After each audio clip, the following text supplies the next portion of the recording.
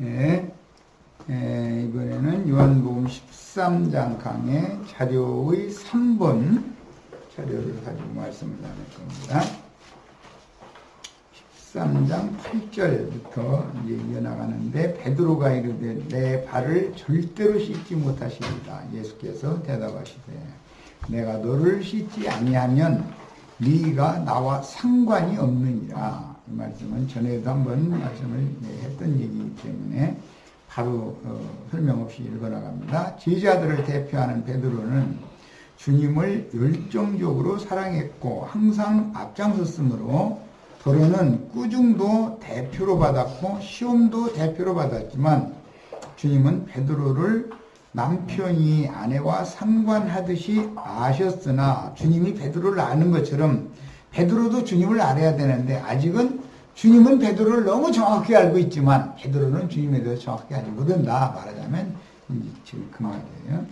이제 상관관계를 맺으면 상호 정확하게 알게 되죠. 말하고자 하는 의도는 거기에 있어요. 히브리인들의 언어 관습에서 남녀가 상관한다는 표현은 동침한다, 동침이라고 번역이 되죠.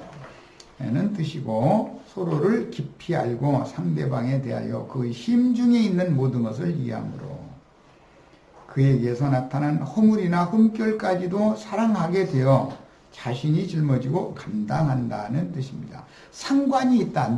내가 너와 상관이 있다라고 하면은 베드로의 약점도 예수님이 담당할 수가 있는 거예요. 아내의 신분이니까, 남편과 아내의 관계인 것이죠. 남편은 아내의 약점도 사랑해주기 마련이죠. 약점을 몰라가지고는 부부가 아니죠. 그리고 아내가 눈을 어떻게 뜨는가, 숨소리가 어떤가, 숨소리만 들어봐도 지금 성질 났는지 사랑한다는 뜻인지 숨소리만 들어도 다 알죠. 남편은 그걸 모르면 남편도 아니죠. 또 아내도 마찬가지고, 이제 이렇게 아는 것을 상관한다. 그래서 그 상관이라는 용어를 나중에 히브리서 기자가 표현을 할 때는, 우리가 예수를 알 때 깊이 한다라고 깊이 한다라고 이렇게 표현을 했죠. 여기 상관이라는 용어에서 나온 같은 개념의 말이에요.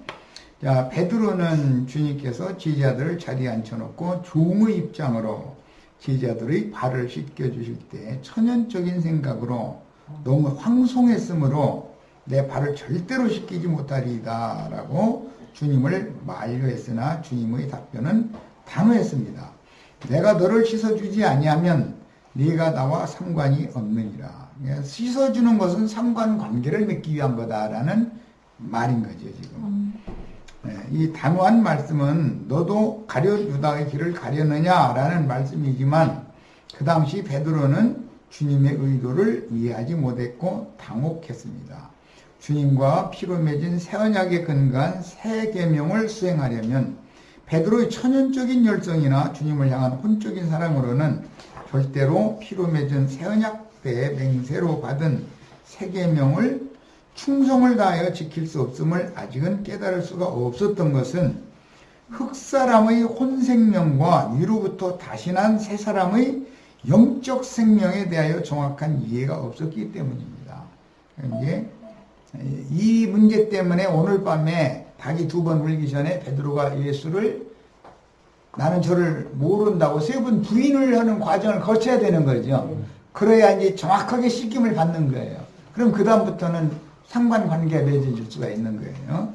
주의 성령이 오셔서 베드로의 영과 연합을 맺기 위한 과정이다라는 말인 것을 알 수 있는 거예요.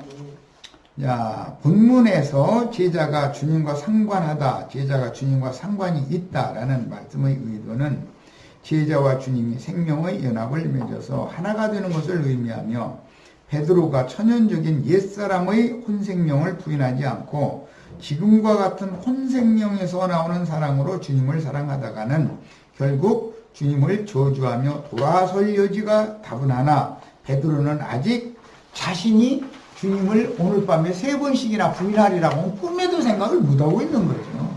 이건 베드로의 지금 현재 입장에서는 있을 수 없는 일이죠. 이게 혼적으로 주님을 사랑하는 것과 진짜로 영적으로 주님을 사랑하는 것이 어떤 차이가 있는지를 이제 이 밤에 베드로는 이제 철두철미하게 체험적으로 배워야 되는 그런 상황이 온 거예요. 즉 영으로 주님의 그 영을 영접하여 영 안에서 한 영이 되어 주를 섬기는 것과 천연적인 옛사람에게서 나오는 열성과 육신과 연합된 혼생명에서 비롯된 천연적인 사람의 사랑으로 주님을 따르고 섬기는 것의 차이를 전혀 의식하지 못했으니 그 당시 제자들의 영과 정신세계는 베드로와 같았고 베드로는 제자들의 신앙을 대표하는 제자였던 것입니다. 우리들도 이런 사랑으로 열성낼 수 있죠. 얼마든지. 얼마든지 이럴 수 있어요. 주님을 사랑한다는 사람 치고 90% 이상이 지금 이 밤에 예수를 3번 부인한 그런 체험을 겪은 적이 없는 베드로의 천연적인 사랑으로 주님을 사랑한다라고 보면 정확할 거예요. 특히 전도한다고 뭐 전철역 뭐 이런 데서 막 주 예수를 믿어라 그래야만 너가 되지 구원을 얻으리라 막 축복을 받을지어다 막 이런 사람들 치고 얼굴이 해같이 빛나잖아요. 그런데 그런 사람들이 다 지금 베드로와 같은 그런 입장이지 주님을 진짜로 사랑하는 거지. 본인의 입장에서 보면 주님 사랑하지 않고는 그렇게 못하는 거예요. 그런데 하나님은 그런 봉사를 받을 수가 없다는 거예요. 그와는 연합을 맺을 수 없다는 거예요. 이게 참 비밀이죠. 자, 이제 9절로 10절로 갑니다. 11절까지 시몬 베드로가 이르되 주여 내 발뿐 아니라 손과 머리도 씻어 주옵소서. 예수께서 이르시되 이미 목욕한 자는 발밖에 씻을 필요가 없느니라. 온 몸이 깨끗하니라. 너희가 깨끗하나 다는 아니니라 하시니. 온 몸이 목욕을 했다는 건 구속, 속죄함을 받았다는 뜻인데, 그러니까 속죄, 지난 죄들을 사면받는 구속을 받은 사실이 있은 사람이 예수를 믿는 사람이고 주님을 사랑하게 되는 거예요. 그런데 그 사람이 아직도 뭔가 부족한 것이 있다는 거예요. 아직도.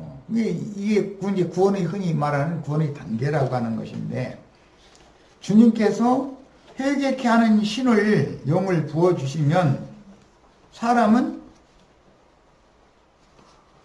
나는 죄인이로소리다 내게서 떠나소서. 이미 갈릴리 바다에서 그 베드로의 배에 오르신 주님 앞에 베드로가 무릎을 꿇으면서 나는 죄인이로소이다 나를 떠나소서 이렇게 자기가 죄인이라는 걸 시인하고 예수님 용서해 준 사실이 있잖아요. 이미 갈릴리에서부터 속죄를 받은 거예요. 자, 그러니까 이 문제 때문에 히브리서 5장 말미에서 6장 서두에 보면은 어린아이 신앙, 젖만 먹는 신앙인들의 상태가 이런 거다라는 거예요. 아직.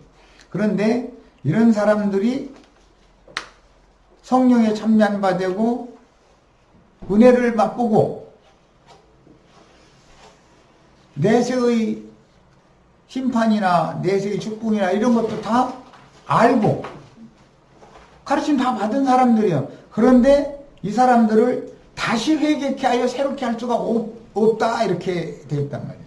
그럼 그게 무슨 뜻이냐? 베드로 현재 상태에서 벗어날 수 없는 사람들이 많다는 것이단 말이에요. 이미 목욕을 했을지라도 한번 은혜를 받고 성령이 참여 안 받았으면 구원 받은 거잖아. 그런데도 다시 회개를 시켜야 되는데 또 회개가 또 필요한데 이 회개를 안 하려고 한다는 거예요. 이제 구원파에 속한 사람들은 한번 회개하고 구원받으면 그게 다 됐다 이런 식으로 가르치거든요. 그런데 그렇지가 않아요. 요한의 세례라고 하는 것은 사람의 흠과 허물들을 잘못된 것에 대해서 돌이킨다라는 회개를 말하는 것이고, 예수님도 회개하고 복음을 믿어라 또 회개를 또 해줘요. 예수님도 똑같이 요한만 회개하라고 한 게 아니에요. 예수님이 회개하라 한 것은 천국을 가지고 온 메시아인 나에게로 너희는 와라. 요한의 제자에서 떠나서 이제 나의 제자가 되어야 된다라는 걸 말을 하는 거고, 성령이 오셔서 7 교회들에게 다시 교회들마다 성령이 교회들에게 말씀하실 때 회개하라라고 또 말해.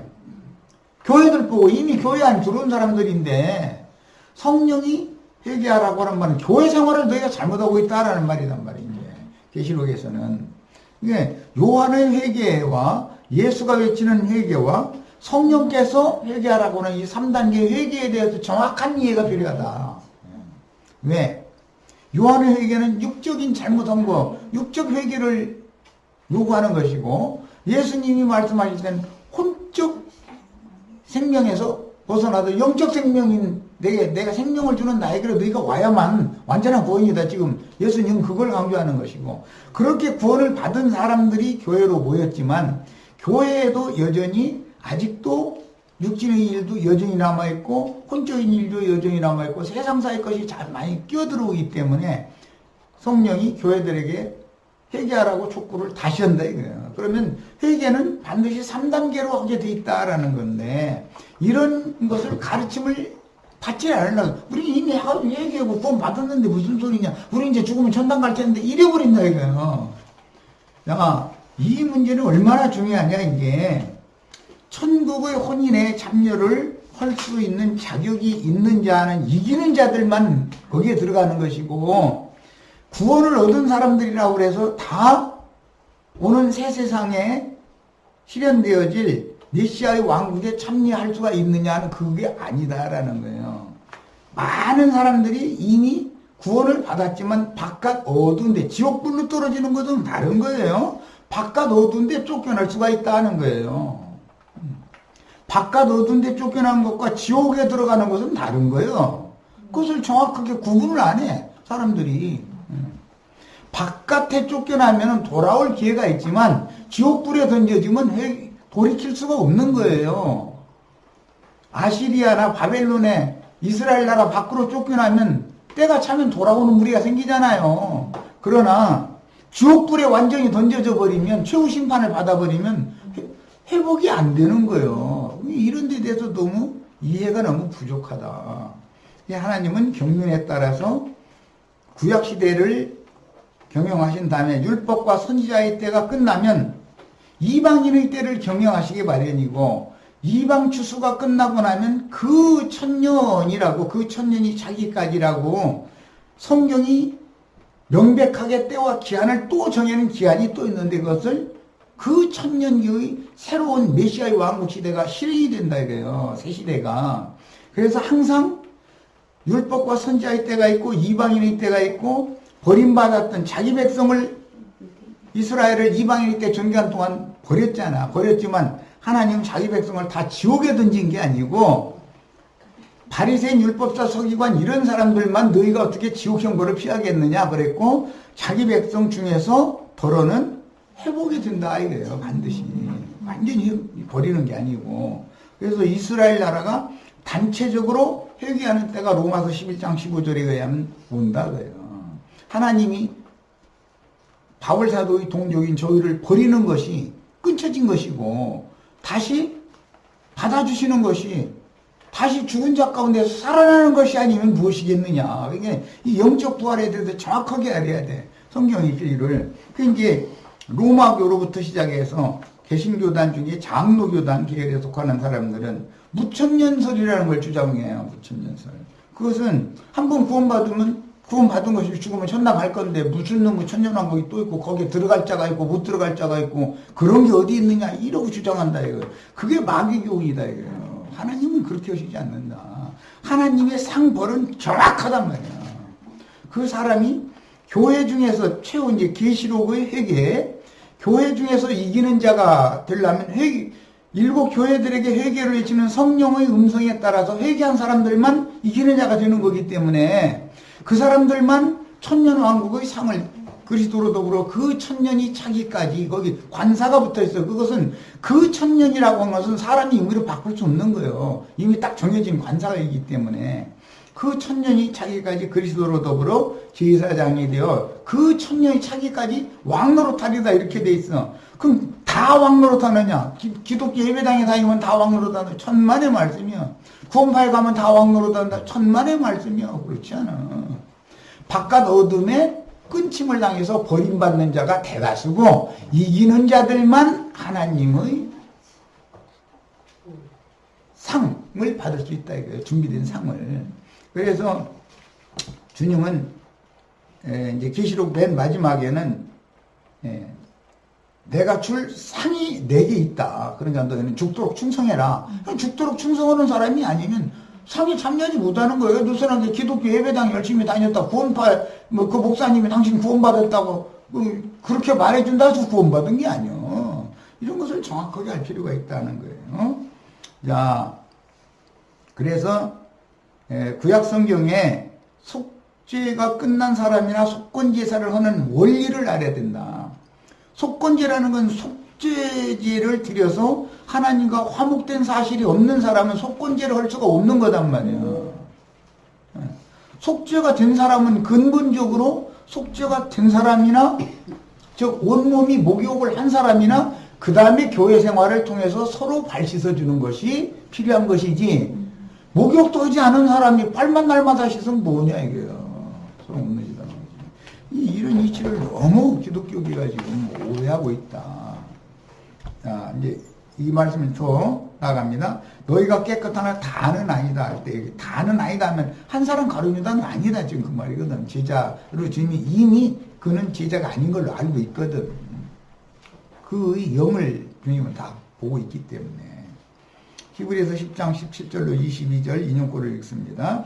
또 저의 죄와 저의 불법을 내가 다시 기억하지 아니하리라 하셨으니 이것을 다 하셨은즉 여기 저의 죄와 저의 불법을이라고 하는 것은 지난 죄들과 모든 불의한 행동들에 대해서 용서를 해주신 다음에는 내가 다시는 기억하지 않는다라는 말이에요. 이건 요한복음에서는 뭐라고 말했느냐면 예수를 믿은 자는 사망에서 생명으로 옮겼느니라 라고 돼 있어. 그것은 온몸이 목욕을 한 상태다 이거예요. 구원을 받은 사람들이요. 그러나 그 다음에 사망에서 생명으로 옮긴 사람들에게 요구가 있다 이거예요. 그 다음에는 목욕을 이미 한 사람들에게 발 씻어라. 서로가 발을 씻어야 된다. 이 얘기를 교회 생활에서 계속해서 구원을 이루는 과정으로 들어가는 거다 이거예요. 영이 구원받았다 해서 그 사람이 구원을 다 이루는 것은 아니다. 지금 그 말이란 말이에요. 영은 단번에 사망에서 생명으로 옮겨지는 거예요. 믿는 순간에 복음을 믿을 때 회개하고 복음 믿으면 영은 구원을 받은 거예요. 그래서 영은 이미 영어롭게 하셨지만 그 혼 상태는 여전히 옛사람이 그대로 남아있을 수가 있는 거예요. 예배당 생활 수십 년 하는데도 조금도 바꿔지지 않을 수가 얼마든지 있는 거예요. 그러니까 기독교식의 그 구원파식의 구원을 너무 강조하면 안 된다. 그 굉장히 위험소리가 많은 거예요. 그게. 그리고 이제 그 구약의 율법에 보면 하나님이 경륜을 다루는 문제인데 이 문제는 구약 율법에 보면 여자가 결혼을 해가지고 아들을 낳으면 부정한 기간이 7일이고 그 다음에 33일을 부정하다고 보는 거예요. 그럼 도합이 40일이요. 그런데 여자가 딸을 낳아. 그러면 14일 동안 부정하고 66일 동안은 부정기간인 거예요. 그러면 도합 80일이야. 그럼 40이 두 번 겹친다 이거예요. 40이라는 건 시험 연단 과정을 겪는 광야교회 생활을 두 번 해야 된다. 지금 그 말이란 말이에요.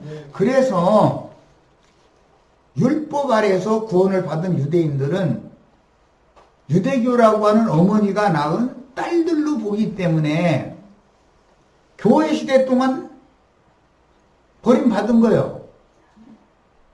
그리고 나서 자기네 율법 시대 동안도 부정하다 해서 버림받아서 쫓겨났잖아. 아스리아나 바벨론이나 이런 강나라로. 교회 시대도 부정하게 봤던 거잖아. 그러나 오는 새 시대인 그 천년 시대가 되면은 이스라엘은 반드시 회복한다 이거예요. 그럼, 네. 14일 부정기간과 66일 부정기간 합쳐서 또 80일의 두 번, 40년이라고 하는 그 부정기간을 두 번을 거쳤기 때문에 그래서 자기 백성이지만 그렇게 완전한 자들로 하나님의 나라를 상속하는 후사를 삼는 문제이기 때문에 계시록에 보면 백성, 계시록 21장에 보면 백성, 양무리는 백성이라고 되어 있고 후사들은 내 아들들이다 그랬어. 우리는 아들 되는 신앙을 믿는 거예요, 지금. 하나님의 아들 되는 신앙. 하나님의 아들이 되어야 하나님 나라를 유업으로 받는 거다, 이거예요. 하나님 백성들을 다스리는 왕 노릇을 하는 사람을 지금 빼내는 것이 더 중요하다. 하나님의 관점에서 보면 그 말이에요. 그래서 그리스도로 더불어 그 천년이 차기까지 왕 노릇할 자들은 수가 많지 않은 거다, 이거예요. 백성은 부지기수지, 백성이야. 이런 원리를 알아야 돼. 성경에는 항상 비밀로 뭔가를 이렇게 경륜을 감춰놓고 있기 때문에 로마교나 개신교 교단, 장로교단 사람들이 주장하는 무천년설 이런 거에 미혹됐다면 큰일 난단 말이야. 자, 그 다음에 19절 그러므로 형제들아 우리가 예수의 피를 힘입어 성소에 들어갈 담력을 얻었나니 그 길은 우리를 위하여 휘장 가운데로 열어놓으신 새롭고 사한 길이요 휘장한 곳 좋은 일책이라. 이건 지난번에 내가 이제 뭔가 때문에 많은 설명을 했는데 이것은 둘째 휘장이라 그래요. 이것은 육적 자아를 상징하는 말이다. 혼생명이 처리되어야 된다라는 걸 강조하는 것이다. 성막이라고 하는 것은 마당으로 들어가는 문은 항상 개방되어 있어요. 이것은 사람의 눈, 코, 입, 귀, 살갗을 상징하는 거예요. 밖에 있는 사물은 밖에 있는 눈, 코, 입, 귀, 살갗을 통해서 사람의 마음 안으로 이렇게 들어오는 것, 생각이라는 눈을 통해서 들어오는 것이거든. 또 마음에 있던 것이 밖으로 나갈 수도 있는 것이고 말이나 어떤 행동으로 나가는 것이니까 마음에 있던 것이 나가는 거예요, 그거는. 자, 그런데 성막의 휘장으로 덮여있는 그 문은 첫 번째 문은 휘장이라고 그러고 두 번째 지성소로 들어가는 문이 있는데 그건 둘째 휘장이라고 그래. 그래서 육신의 생각도 있지만 마음의 생각이라는 것도 있고 영의 생각이라는 것이 있다. 문은 3단계로 있는 것이다 말이야. 항상 하나님의 영광 앞에까지 나가려면 3단계를 거쳐야 된다. 그래서 회개를 3번 성경이 요구하는 거다라는 거예요. 이걸 알아야 돼. 쉽지 않은 말이지만 이런 진리를 알고 있어야 돼. 영의 구원이 있지만 혼의 구원도 있고 몸도 영의 몸으로 이 육의 몸이 완전히 바꿔져서 나타나는 이 두 번째 구속, 몸의 구속을까지, 영이 구속된 사람은 몸의 구속이 날까지 인침을 받았고 기다리느니라 그랬는데 이 성경의 용어들을 우리가 정확하게 알아야 된다 이 말이에요. 자, 그 다음에 이제 21절 또 하나님의 집 다스리는 큰 제사장이 되심에 우리가 마음에 핏부림을 받아 양심의 악을 깨닫고 몸은 맑은 물로 씻었으니 참마음과 온전한 믿음으로 하나님께 나아가자. 이게 굉장히 중요한 용어들이 사용이 됐는데 참마음, 거짓된 마음이 있다는 뜻이잖아. 부패한 마음이 있다는 뜻이잖아. 참마음이 있으니까 부패한 마음이 있으니까 참마음이라는 대비되는 용어가 있는 거예요. 그 다음에 건전하지 못한 믿음이 있다 이거예요. 온전치 못한 그런 믿음이 있으니까 온전한 믿음으로 하나님께 나아가자. 이거는 하나님께 나아간다는 것은 하나님의 영광 앞에 나가는 걸 말하는 거예요. 쉬운 죄까지 나가는 걸 말하는 거예요. 지성소위. 우리는 여기까지 세 번째 단계까지 완전한 구원을 다 이루셔야 되겠어요. 이걸 추구하는 거 우리는 기독교인들이 이 신앙생활하는 것과는 뭐가 우리의 가는 길이 뭐가 다른가를 이제 생각을 해보셔야 돼. 오늘 우연찮게 예수님이 오셔서 내가 곧 길이요 진리요 생명이다 이제 이러셨는데 우주 가운데 그 누가 내가 길이다라고 선포한 사람이 있어요? 없어요. 여호와 영광 앞에 나갈 수 있는 길은 예수님 자신이다 이거예요. 다른 누구를 의지해서는 절대 석가모니 의지해서 못 간다. 하나님의 영광 앞에는 예수 그리스도 그분만을 의지해서 갈 수 있는 거예요. 그분이 가신 길을 우리가 뒤따라 갈 때만 거기에 이를 수 있는 거예요. 이게 오전 시간에 말씀을 나눴던 중점이었어요. 이런 문제에 관해서 우리가 깊은 인상을 다 받으셔야 되겠어요. 이 성경의 가르침들이 너무 이제 혼잡된 상태이기 때문에 이런 것을 강조를 안 할 수가 없어요. 기독교계에서는 그냥 두리뭉실하게 가르쳐버리는 거예요. 그러다 보니까 뭐 한 가지 물어봐도 명확한 게 없어. 이상하게 사람들이. 왜 그럼 그런 현상이 오는가? 가르치는 선생이 자기 자신이 성경 진리에 대해서 그 사람이 아는 것이 거기까지밖에 미치지 못한다 이거야. 그러니까 그가 가르친 제자들이 뭐를 알겠어 알기를. 그 선생을 뛰어넘는 사람이 어디가 있어. 그리고 세상교회 목사들은 자기 뛰어넘는 걸 거부하는데 그걸 싫어하거든. 목사가 뭔 일이 있어서 어느 일부러 어디 부흥회나 어디 일부러 갔다 예를 들어서 부목사가 이제 한두 주간 이제 교회를 맡았어. 부목사님 소문이 막 그냥 온 교회 자자해. 그러면 다음 달 보면 부목사님 안 보여. 왜 그러겠어요? 자기 위치가 위태롭다고 느끼고 경쟁자로 본다 이거요. 그분을 세워야죠. 그분이 더 나으면 당연히 그렇잖아요. 자기보다 앞섰으면 그분을 세워야 되잖아요. 부목사를 세워서 그분 보고 사역하라고 그러고 자기는 난 주님이 버렸구나. 왜 내가 버림받았을까? 이걸 얘기해야 되잖아요. 그런데 그렇게 안 해요. 사람들은. 부목사 다음 달 되면 안 보인다니까. 어디로 갔는지 소리 소문도 없어. 옛날 그 박통 때 박정희에 대해서 말 한마디 잘못했다가는 중정 저 남산 끌고 가가지고 초죽음 시켜놓고서 겨우 나와 병원에 나오면서 내보내면서 이거 알지? 해서 내보내거든. 그럼 그 정권이 끝나야 내가 거기 가서 이 고생을 하다 이 병신 돼가지고 왔다 이러지. 그 전에는 너무 무사없이 어디 갔다 왔길래 쫄록쫄록 병신 돼가지고 왔어. 그러면 입 다물고 있는 거예요. 입 벌렸다가 죽으니까. 세상 나라의 그런 하는 짓거리를 보면서 우리는 뭘 생각해야 교회가 영의 세계가 그렇다는 것을 반영하는 것이 세상 나라에 그렇게 나타나는 것이거든. 불의하고 포악한 짐승들이 세계는 다 그런 거거든. 그래서 교회 생활이라는 것을 허탄하게 해서는 안 되겠다. 이 시간 이걸 강조합니다. 자, 그 다음에 제사법을 인용하신 이 본문 말씀은 제물을 하나님께 드리기 위해서는 반드시 먼저 성소의 물로 전신을 씻은 후에 목을 따서 피를 흘리고 제물을 끌고 오면은 제물을 그대로 먹다는 게 아니에요. 반드시 목욕을 먼저 시켜요. 반드시.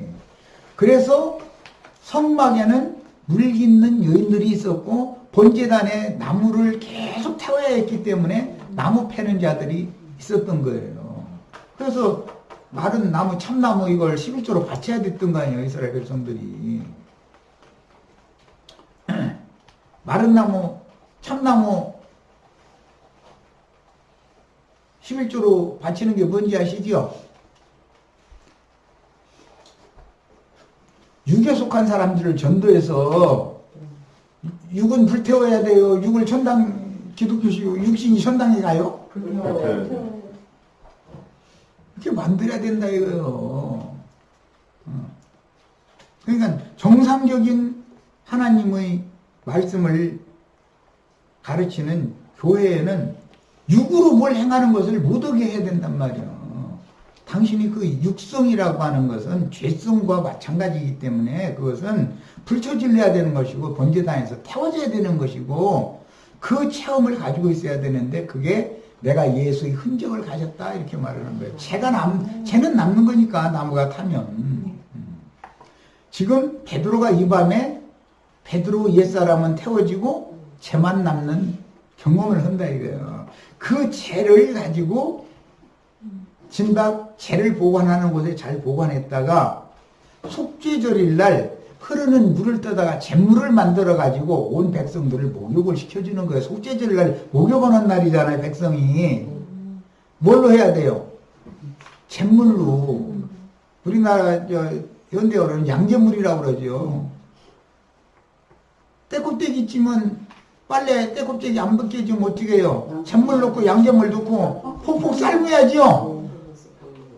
그리고 이제 돌멩이 위에다 올려놓고서는 발맹이질 하면은 때 쏙 빠지게 돼 있어. 이것이 사람 구원하는 방법이다 이런 말이요.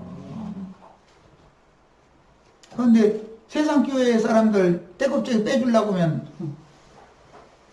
가만히 있어요?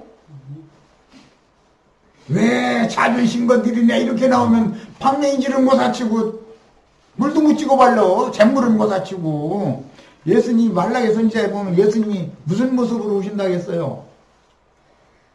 표백하는 잿물로 온다고 해서 표백하는 잿물로 성령이 오신다는 뜻은 이런 뜻이다 이 말이에요. 뭘 표백을 해야 돼요? 내 영혼 표백을 하러 예수님이 성령이 오는 거지. 그렇잖아요? 이런 말을 전혀 들을 기도 없고 이런 얘기하면은 그냥 이상한 소리만 한다 해서 뭐 주의 성령이 오시면 잿물로 와 예수님이 잿물이야? 뭐 이러고 따지고 아니 성령이 그렇게 온다고 돼 있잖아. 여호와는 어떻게 온다고요? 표백하는 잿물로 온다고 돼 있어요. 네. 표백하는 잿물로 오시면 뭐요? 양심의 악을 깨닫고 몸을 맑은 물로 씻었으니 참마음과 온전한 믿음을 하나님께 나가게 만들러 주의 성령이 오신다 그 말이잖아. 이 구약 성경, 신약 성경 금방 이해가 되고 매칭이 되죠. 내 영혼은 때꼽개가 껴도 비벼도 별짓을 다 안 씻어져. 때꼽개가 안 빠져.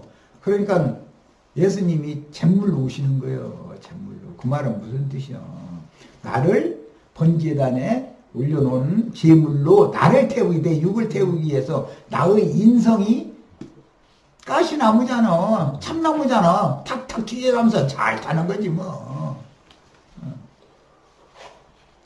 이걸 다 불사르고 나면 재가 남는데 재를 모아뒀다가 흐르는 물, 생수, 주의 성령과 섞어서 생수에 타가지고 그걸로 목욕을 시킨다. 이스라엘의 속죄절이라는 거 하는 일이 목욕하는 날이 이스라엘 백성들이 뭘로? 잿물로. 그게 성령께서 하시는 일이라는 거예요. 이런 완전한 구원을 다 받으시기를 바라요. 하나님의 구원이 얼마나 완전한지를 알아야 돼. 근데 뭐 가르치는 목사부터도 이게 뭔 소리인지를 모르고 앉았으면 그럼 어느 천년에 그런 사람들 앞에 가서 가르침을 받아서 자신의 각자의 양심과 마음에 핏부림을 받고 깨끗게 함을 받는다는 게 교리로 알고 있어서 되겠냐 말이건 실제적인 영적 체험이 중요한 것이지 믿음으로 화합하는 게 중요한 것이지 교리적인 구원 받아가지고 되겠어? 교리한다고 예수님 앞에 가서 주님의 그리스도 심판대 앞에 가서 예수님 나 성경 몇 장 몇 절도 알고 몇 장 몇 절도 알고 이러면 성경책 몇 장도 따질 거야?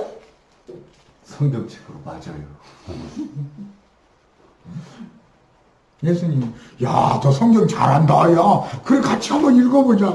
그게 다 내가 한 말인데 너 나보다도 더 똑똑하다? 그러면 뭐라고 할래? 목사님들 너무 지나치게 똑똑해 내가 보기에는. 금방 떨지 말아야 돼 주님 앞에서. 말씀이 나를 심판하는 것이지 내가 말씀을 재단하는 게 아니야. 말씀 가지고 장난치면 안 되는 거라고. 그렇잖아요. 우리는 피조물인데 이 말씀을 있는 그대로를 받아들일 줄 알아야 된다 이거예요. 야, 이는 자기를 팔자가 누구인지 아십니다. 이 말은 너희 중에 너희가 깨끗하나 다는 아니라 했기 때문에 이는 자기를 팔자가 누구인지 아십니다. 예수를 팔자는 그러니까 가룟 유다는 더럽다 깨끗하다. 가룟 유다는 목욕 자체를 받지 않았다 이거예요. 목욕 자체를 3년 반 동안 목욕시키는 말씀을 주었지만 가룟 유다는 믿음으로 화합한 적은 없다. 이거 머릿속에 지식적으로 쌓아놓고만 있었지. 이거 갖다가 나중에 장사해 먹으려고 우려 먹으려고 그 생각만 하고 있었지. 즉 가룟 유다는 목사 노릇하고 싶은 생각에 불타 있는 거예요. 예수님만 이 주님만 사라져 주시면 그 다음에 내가 예수님 배타 나서겠다는 생각에 사로잡혀 있는 사람이지. 목사님들이 유명한 목사님 이름이 더 유명해요. 그들 명함에 무슨 불의 종 무슨 능력의 종 해가면서 명함 가지고 돌리면서 막 돌리죠. 거기 예수 이름 한자나 있어요? 예수 이름은 다 있지도 않아요. 그 인간 이름만 거기 앞뒤로 빡빡해. 무슨 신학교에서 무엇 받고 뭐 어디 가서 신학도 막 5가지 6가지 해가지고 이러고 앉았고 예수님보다 더 유명해. 지가 예수님 자리를 그렇게 차지한 거 아니야. 그게 뭐예요? 원래 하나님의 보좌를 넘보던 사탄이 북극 집회 후에 좌정을 하는데 모든 구름 위에 올라서 내가 북극 집회에 좌정을 해가지고 지극히 높으신 자가 내가 비기리라 한다는 게 마귀가 그렇게 타락을 해서 버림을 받았는데 그 마귀의 영이 오늘날 목사님들한테 그대로 전해지고 있다 이거예요. 우리는 예수의 영을 받아야지 그런 마귀의 영을 받아서는 안 되겠어요. 구분이 필요해 이거는. 자 이제 15장 1절 인용구를 읽겠습니다. 무릇 내게 붙어 있어 열매를 맺지 아니하는 가지는 아버지께서 그것을 제거해 버리시고 무릇 열매를 맺는 가지는 더 열매를 맺게 하려 하여 그것을 깨끗게 하시느니라. 너희는 내가 일러준 말로 이미 깨끗하여졌으니 이건 이미 주님이 3년 반 동안 제자들에게 가르쳐 주신 그 말, 주님의 말씀으로 목욕을 다 했다 이 말이잖아. 내 안에 거하라 나도 너희 안에 거하리라. 이제 상관관계가 맺어지는 거죠. 제자들이 주 안에 주님이 제자들 안에 거하면 상관관계가 맺어지는 거잖아요. 아내는 남편 품 안에 있을 때가 제일 행복한 거예요. 안전한 거고 남편은 아내 안에 있어야 행복하고 편안하고 힘이 되는 것이고 가지가 포도나무에 붙어있지 아니하면 상관관계가 없는 거지. 포도나무와 상관이 없잖아요. 이 말씀은 나는 참포도나무다라는 말씀으로부터 시작된 말이잖아요. 내 아버지는 농부고 나는 참포도나무다. 그래서 좋은 열매를 맺지 않는 가지는 다 쳐내버린다 이거예요. 묵은 가지. 포도나무는 묵은 가지에서는 절대 열매를 안 맺잖아요. 그러니까 농부는 묵은 가지 봄 되면 가지치기를 먼저 해야 되잖아요. 그래서 세 눈에서 세 가지가 나오면 그 세 가지에서나 열매를 맺는 게 포도나무의 특징이거든. 그래서 유대교 랍비들을 예수님은 쳐내러 왔다 이게 지금 묵은 가지. 그래서 세 가지 주님의 지지자들인 무식쟁이들 있던 사람들이잖아. 아무것도 뭐를 알아. 랍비들하고 베드로하고 비교하면 지식적으로나 세상적으로 유명한 것으로나 사람들이 추앙하는 것으로나 베드로와 랍비들이 비교가 되겠어요? 그런데도 주님은 그 유명한 랍비들 묵은 가지를 싹 쳐내버리고 참포도나무 당신 자신에게 제자들을 갖다 덕쳐 붙여가지고 세 가지에서 전도를 하게 해서 교회를 세우게 만들었단 말이야. 야, 부부와 같이 생명의 연합을 맺은 상태로서 서로 안에 거한다는 건 그런 상태를 말하는 거예요. 주와 합하여 한 영이 되어 있지 않으면 생명의 씨를 받아서 잉태하고 해산할 수 없듯이 위로부터 다시 나서 위에 계신 하나님의 집에 거할 수가 없습니다. 요한복음 3장 13절이 응한 성도들이 되어야 되겠다. 그리고 에베소서 2장 5절, 11서 12장 22절로 24절 인용을 해드렸는데 요한복음 3장 13절은 중요한 구절이기 때문에 본인의 성경을 찾아서 읽겠습니다.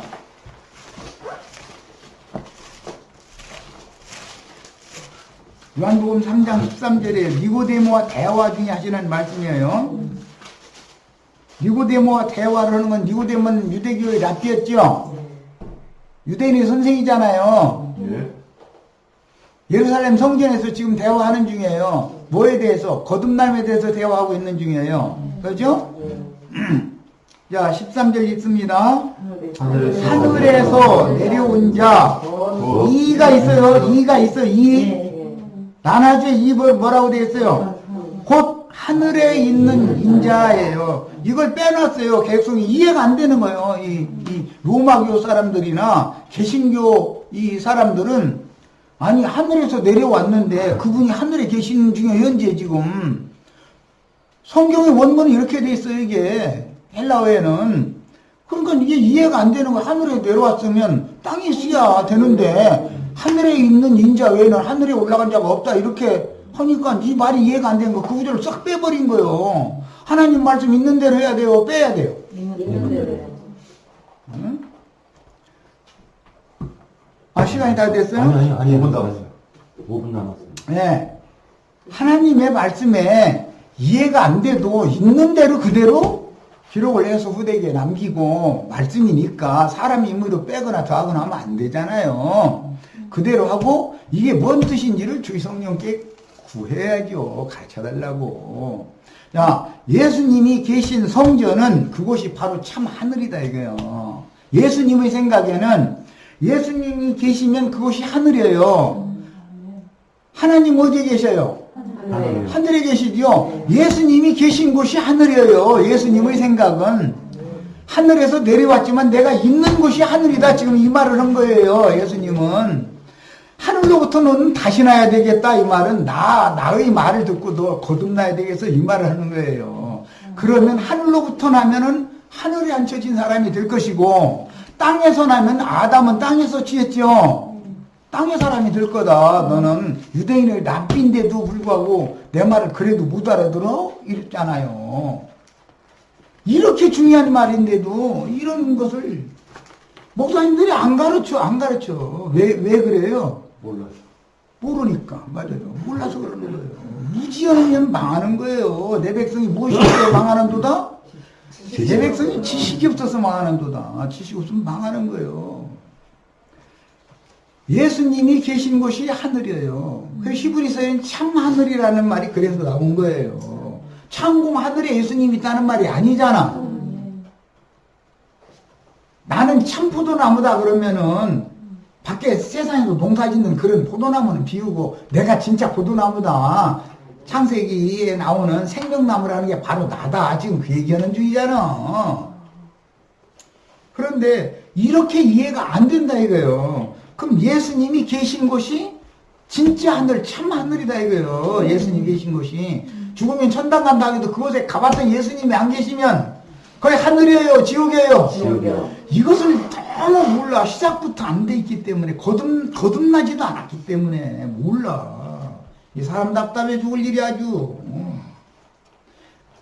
예수님은 예루살렘 성전에 계셨어요. 물리적으로는 니고데모도 성전에서 만난 거예요.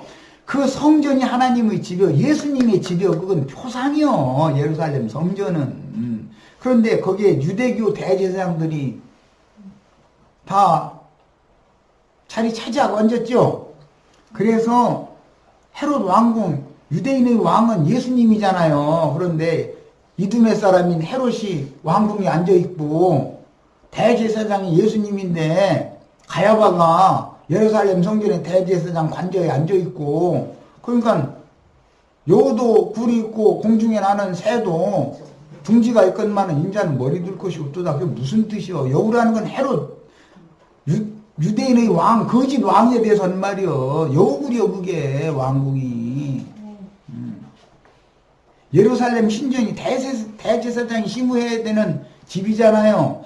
대제사장을 통해서 모든 죄인들이 하나님 앞에 연락되는 거 아니에요. 그런데 유대교의 대제사장이 누구를 구원할 수 있단 말이에요. 누구를. 거기를 차지하고 있는 거예요. 예수님의 거처를. 그러니까 인자는 머리 둘 곳이 없다 그런 거예요. 그래서 주님이 머리 둘 곳을 새로 세우는 것이 교회다 그 말이에요.